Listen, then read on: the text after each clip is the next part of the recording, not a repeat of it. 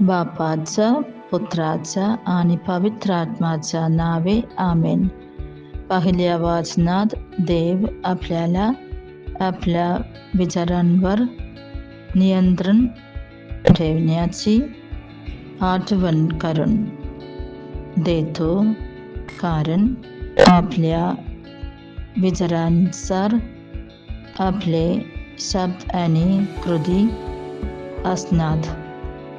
आपले विचार आपले चाट बनवतात. त्यामुळे आपण विचार करूया आणि बोलूया आणि प्रत्येक गोष्ट सकारात्मक पद्धतीने करूया.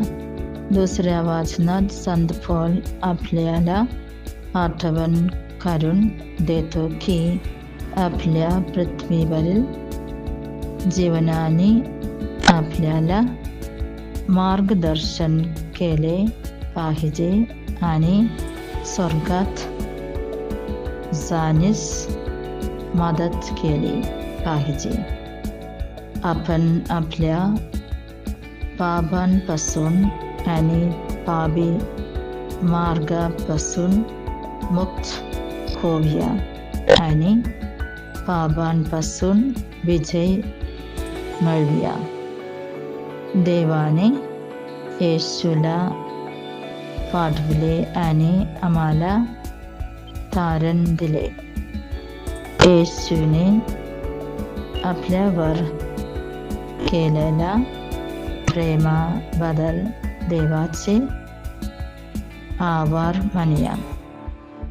देवाचा संदेश दूरवर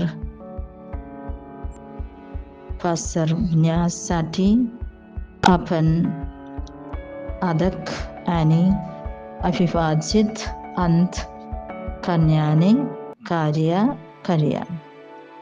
शुभवर्तमानात येशूची इच्छा आहे की आपण आपल्या पापी स्वभाव काढून टाकावा आणि नंतर आपण इतरांना सुधारण्यास सक्षम होऊ. आपली चांगली उदाहरणे खूप महत्त्वाची आहेत. आपण आपले विचार तपासू आणि आपले विचार पवित्र ठेवूया, तर नक्कीच आपले वचन आणि कार्य पवित्र होतील.